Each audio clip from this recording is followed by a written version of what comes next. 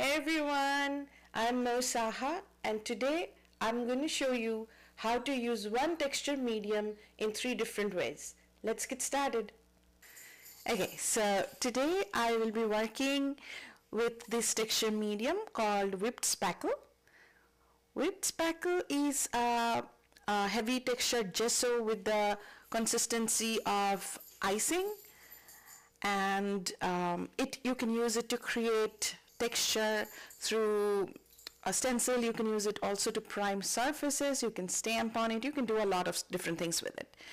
So let me show you 3 different very easy techniques that you can do with whipped spackle.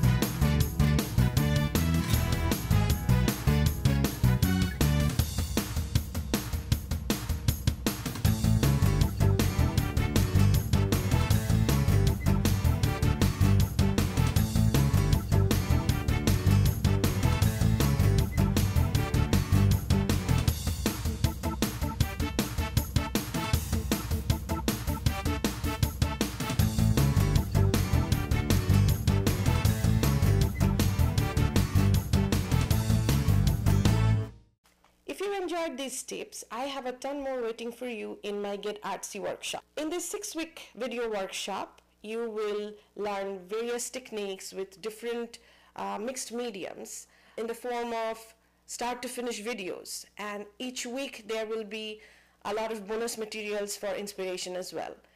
If you have never done anything mixed media, Get Artsy is a great place for you to start. Registration is now open and I hope to see you in class. Bye for now.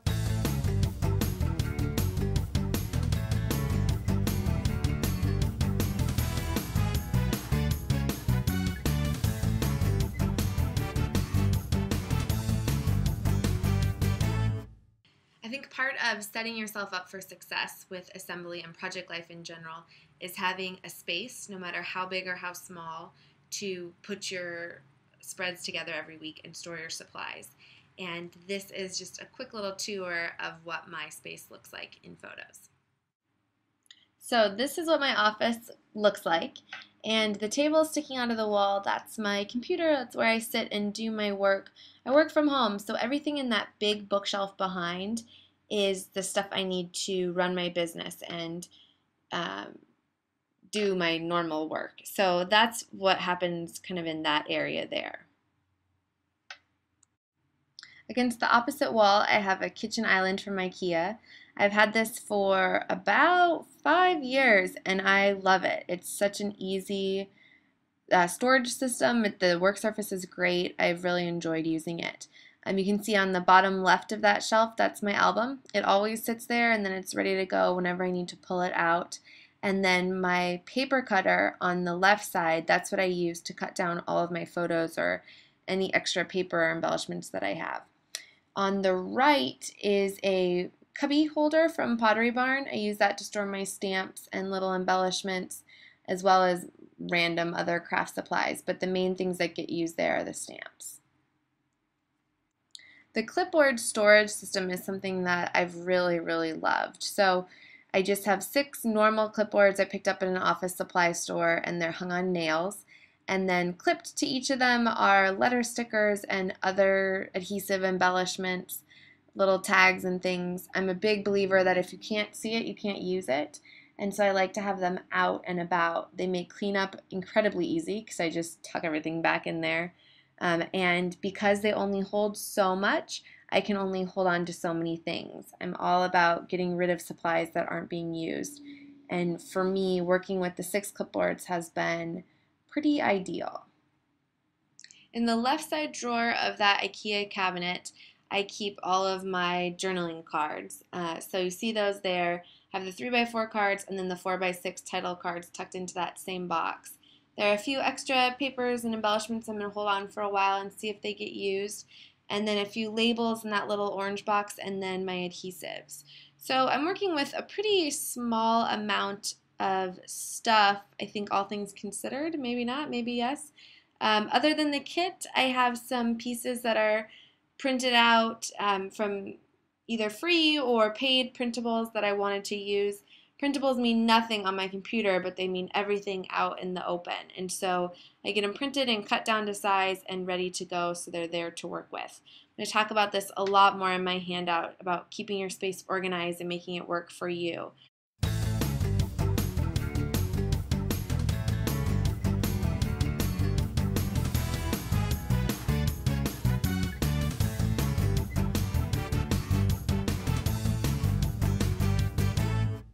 Hello everyone, we're here on our 8th challenge. This is the embellishing challenge, and I am here with your left brain approach, your left brain angle on embellishment. So when I'm embellishing, it's usually the very last thing I do, and it's something that I do as a way to balance the page and to kind of get that last sense of control. Now, if you watch Stacy's video, you notice that Stacy will even put her layout at risk to do something extra to give it that pizzazz.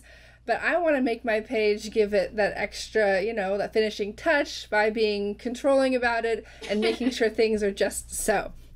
I've been known to take 30 minutes to do my entire layout and another 30 minutes to determine where that last embellishment will go. Now, I don't recommend doing that. That's not your challenge. But I do like to use different types of design rules in order to make my embellishing work, and it kind of gives me a sense of direction. And the two that I use the most are visual triangles and the odd numbers rule, so that when I'm choosing my embellishments, I tend to choose them in groups of odd numbers. So on the layout I'm going to show you, I will explain that. And so your challenge is to use both of those rules, visual triangles and odd numbers, when you're doing your embellishments. Okay, good. And so here's the layout. And I also, another sense of control here is I also used a grid design in order to fit a vertical and a horizontal photo. And so I have you can see a visual triangle here, kind of across the whole page with this L here. And then another smaller one here just with these little embellishments. Oh, yeah, okay. And so the main place the odd numbers rule comes in here is I chose 5 stars. These are these little basic gray stars as the key kind of repetitive embellishments. And then I'll often use kind of some supplementary embellishments, but I almost consider these part of the design. They could be pattern paper.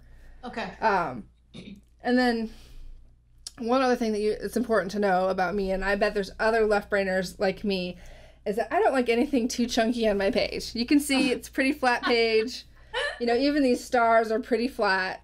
Yeah. So you're never going to find me using a big Prima flower, because if it's 3D, I am going to stay away from the 10-foot pole. And that's a very much, part of my tendencies as a left-brainer when it comes to embellishing. I love that. Let's see, anything else here? And then one thing I also did, which is kind of just a little design tip, I thought this because I took the whole page here and then I matted the main elements on another piece of grid pattern paper. Okay. But I felt it was looking a little flat, so I took these corner heres and I put pop dots behind them. Oh. So that's my only way I'll ever do 3-dimension here, is to put a little pop dot underneath something. To give it a little dimension. But that's like super, It's like adding a little shadow, though, in Photoshop or something, right? Yeah, it is. It just gives it a little more interest. I'll just reiterate your challenge here. Your challenge is to use visual triangles and an odd number of embellishments to complete a page.